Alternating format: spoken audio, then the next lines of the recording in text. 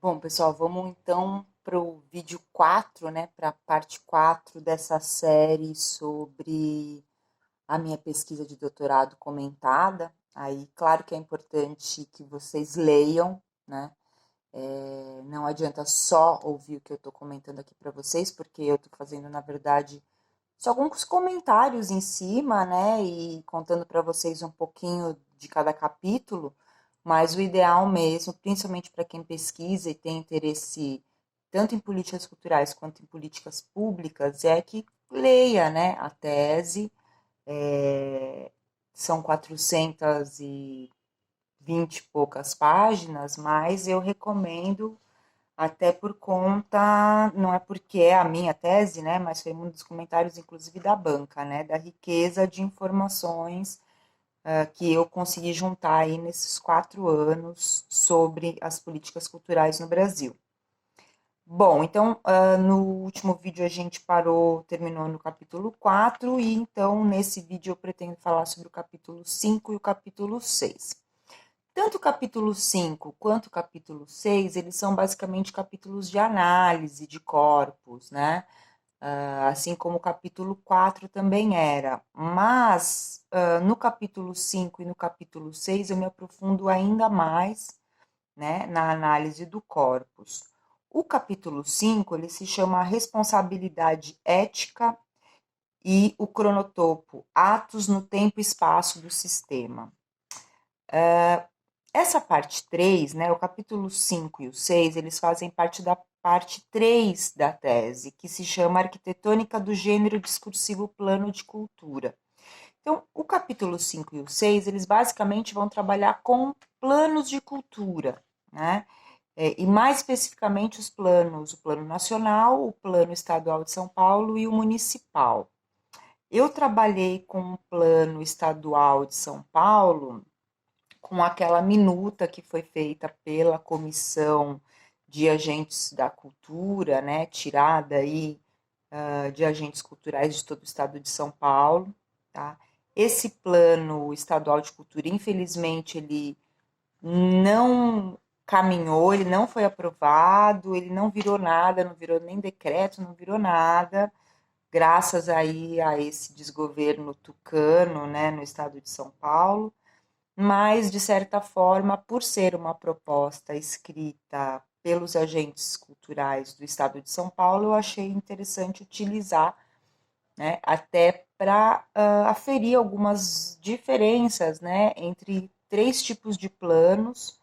O plano nacional, que foi um plano escrito após, né, 2 conferências de cultura, o plano municipal de São Paulo, que também teve um caminho meio parecido, né? Ele foi escrito logo depois da terceira Conferência Municipal de Cultura, ele teve ampla participação cidadã, isso foi bem importante. Aliás, o Plano Municipal de Cultura de São Paulo, após essa pesquisa, né, após ter analisado como corpus, né, além desses 3 planos que estavam no meu corpus principal, eu analisei outros 37 planos de cultura estaduais e municipais, principalmente municipais.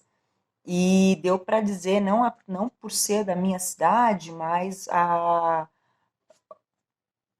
o Plano Municipal de Cultura de São Paulo ele tem uma estrutura muito interessante que pode ser, inclusive, utilizado por outras cidades para escrever seus planos, né?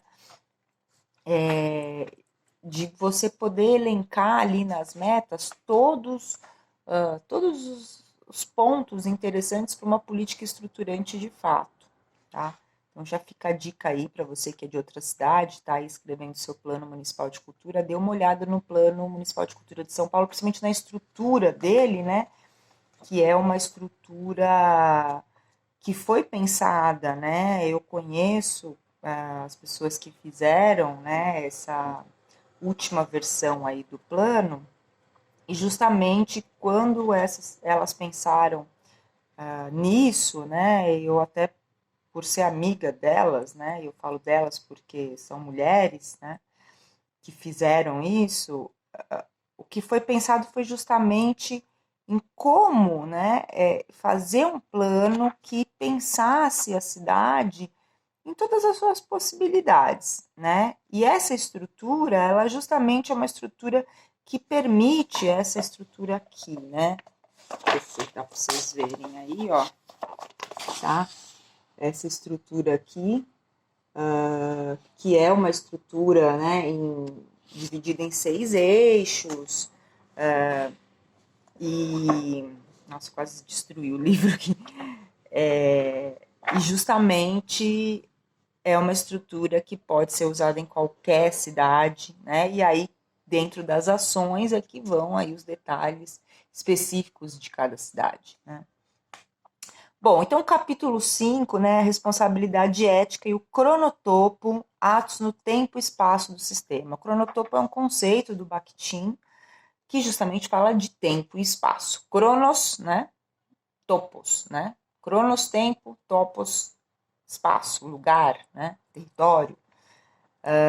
E essa ideia de tempo e espaço é uma ideia bem importante, até por uma questão histórica também, né? Afinal, a história nada mais é do que tempo e espaço, muito, né?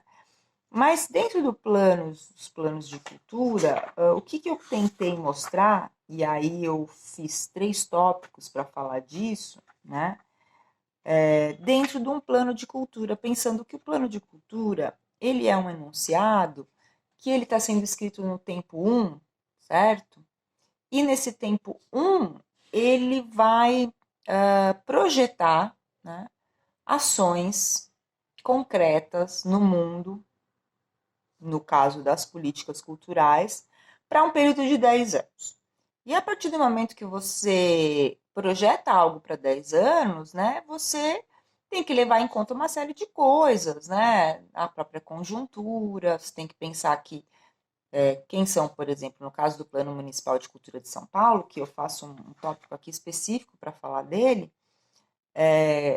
será que foi pensado, assim, por exemplo, ninguém imaginava que o Dória seria, que João Dória seria o próximo prefeito de São Paulo logo depois da escrita desse plano, e que João Dória teria secretários de cultura que não estavam nem aí, né, com o plano municipal de cultura, inclusive um deles, diz a lenda, mandou incinerar, né, as publicações do plano municipal de cultura que tinham acabado de ser impressas.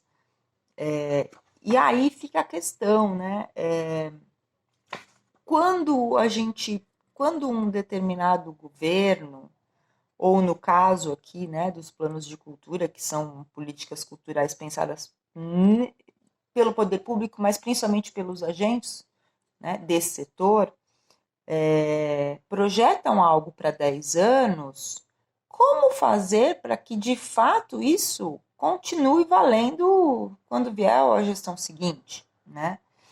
Dizem, inclusive, que o ideal é que um plano de cultura ele seja aprovado no primeiro ano de governo de uma prefeitura, vamos supor, né?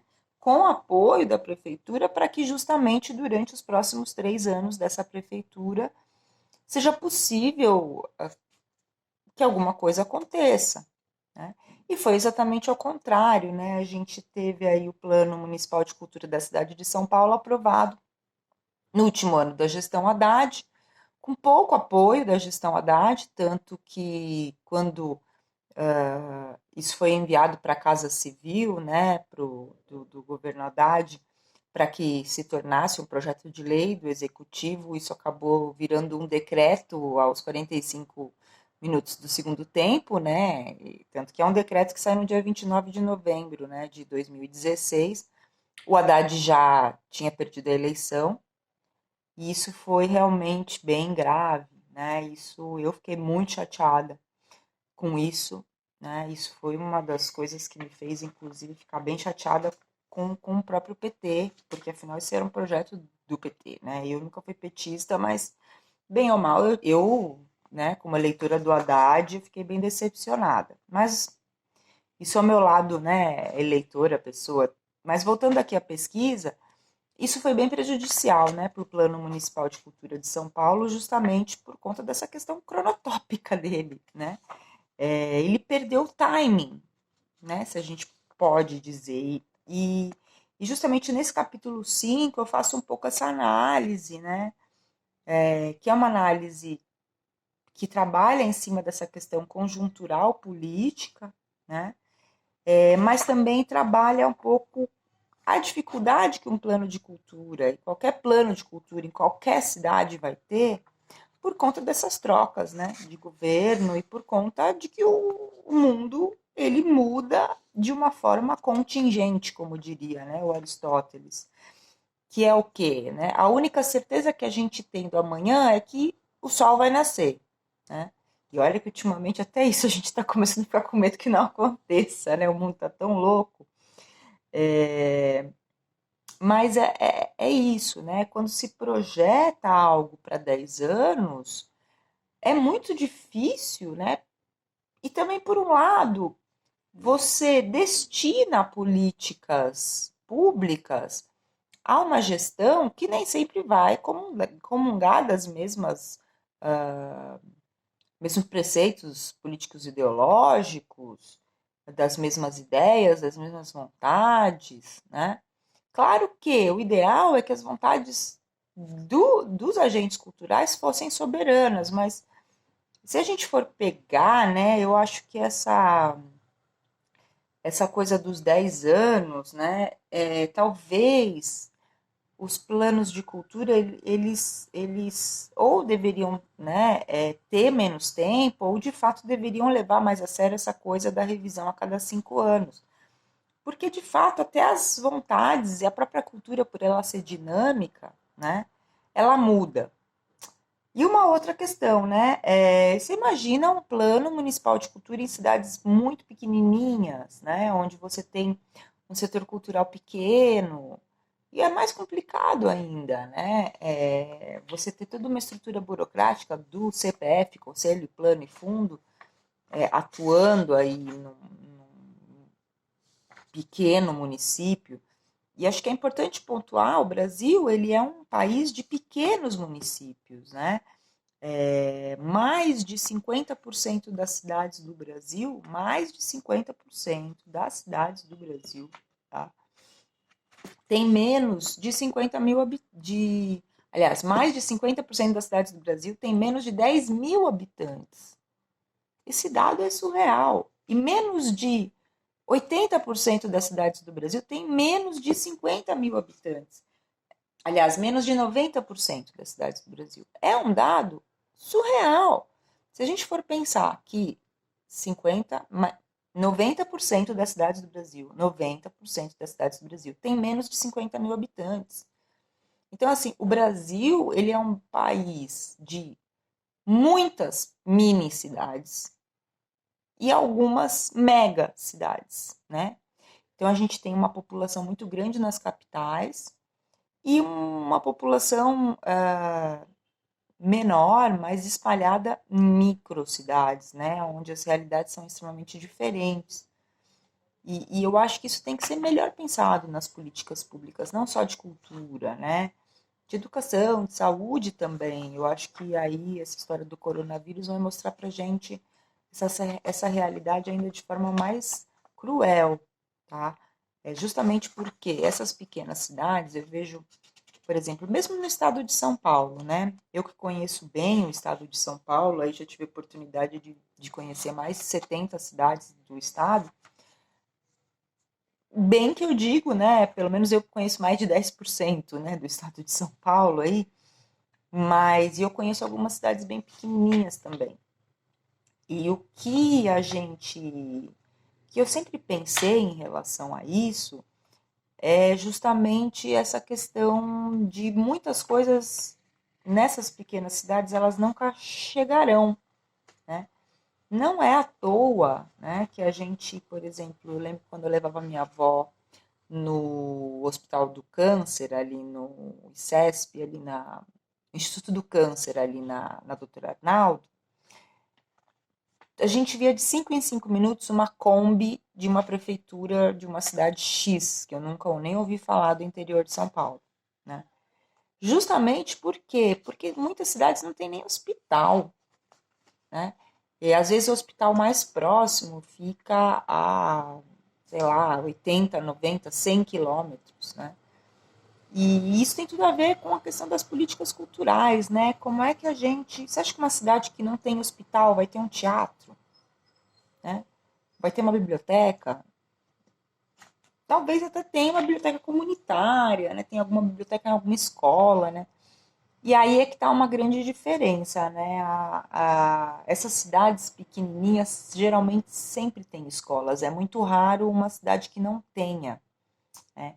Então, eu acho que aí, né, a gente tem que até começar a pensar melhor esses planos de cultura e o diálogo que esses planos de cultura, por exemplo, têm com os planos de educação, né? Isso já é até uma reflexão que eu faço posterior à minha tese. Eu falo disso na minha tese e tal, mas é uma reflexão que eu tenho feito bastante, tá? Bom, o capítulo 6 eu acho que é um capítulo, ele é um capítulo que eu propus quase que uma gramática do plano de cultura, né? Eu analiso como é a escrita, como escrever, qual é o discurso, como é a escrita desses planos, né? Como faz para escrever esses planos, quais são as características linguísticas, né, desse plano.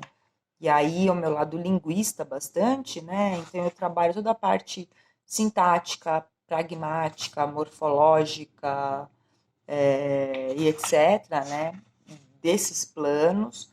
E eu faço uma análise das especificidades do gênero plano de cultura também, tá? Aonde eu analiso forma e conteúdo desses planos, né? E faço comparações, inclusive tem algumas tabelas que eu trago aqui,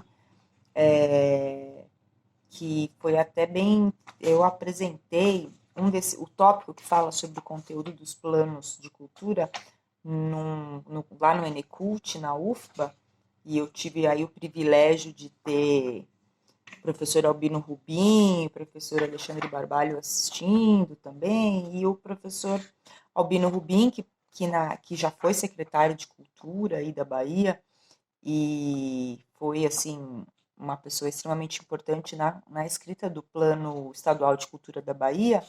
Ele, depois de ver minha apresentação, né, ele achou bem interessante até a minha proposta de analisar, né, eu peguei algumas palavras, né, do setor, na verdade, os setoriais, né, biblioteca, patrimônio histórico, museu, audiovisual, teatro, música, linguagens artísticas, dança, circo, artes visuais, indígenas, literatura, cigano, quilombola, LGBT, sarau, hip hop, afro-brasileira e artes cênicas.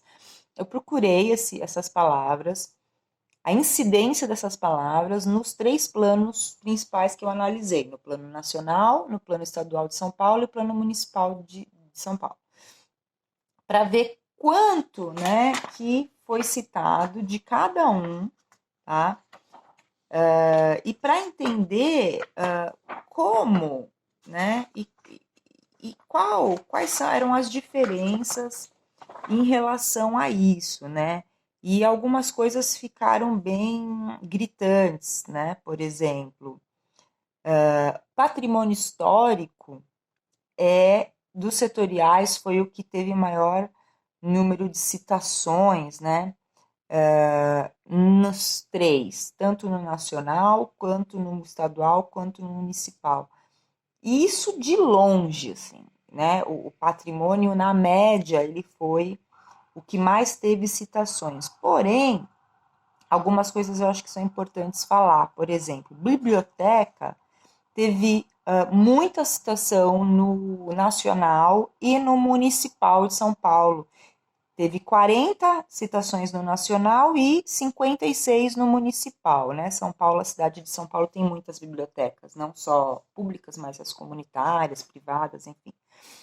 Só que no estadual teve uma citação, olha que coisa louca, né? Aí, olha que coisa mais louca ainda. A palavra indígenas no plano nacional, teve 9 vezes, foi citada 9 vezes. No plano estadual, 54 vezes e no plano municipal, 14. Agora, é muito curioso que um plano estadual cite a palavra bibliotecas uma vez só e 54 vezes a palavra indígenas. Isso, né, demonstra um certo desequilíbrio, né? A gente teria que. Isso aqui eu poderia fazer uma tese só em cima disso, né, justamente para tentar entender, né, por que isso aconteceu. Eu faço algumas, eu faço algumas reflexões em cima disso aqui, né, mas é realmente bem complicado, né? Se a gente for pensar, por exemplo, a palavra ciganos aparece 29 vezes no Plano Estadual de Cultura e a palavra artes cênicas nenhuma vez, né? A palavra ciganos aparecer 29 vezes, eu acho que é super importante, né? A gente tem os povos ciganos aí no estado de São Paulo, a gente sabe que tem bastante. Mas por que que ciganos aparece 29 vezes e artes cênicas, artes visuais e literatura e saraus não aparece nenhuma vez? Zero. Zero incidências. Teatro, só 2 vezes. Música, só uma incidência, né? Aí me parece muito, né, que o Plano Estadual de Cultura ele deu um foco maior, né, na questão das minorias, né? Desses povos dessas questões étnicas, né? Não é nem de minorias, né? Acho que de questões étnicas, tá? Agora isso precisa ser pensado, né? Porque os planos, teoricamente, eles precisam dialogar, né? Os planos estaduais, nacional, municipal, senão a gente nunca vai conseguir cumprir as metas do plano nacional, né? Se os planos estaduais e municipais não dialogam com o plano nacional, tá? Bom, aí outra coisa que eu faço também é eu analiso as metas, objetivos dos planos estaduais, dos planos, por exemplo, eu faço uma tabela aqui dos verbos, né, utilizados. Eu percebi que havia tipos específicos de verbos, uma incidência muito grande de tipos específicos de verbos, né?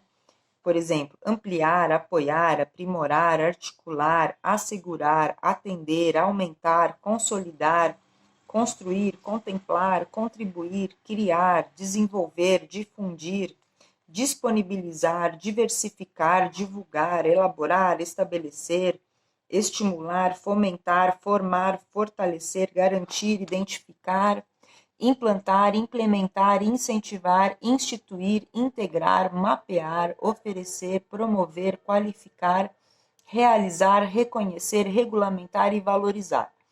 E ao mesmo tempo que esses verbos eles aparecem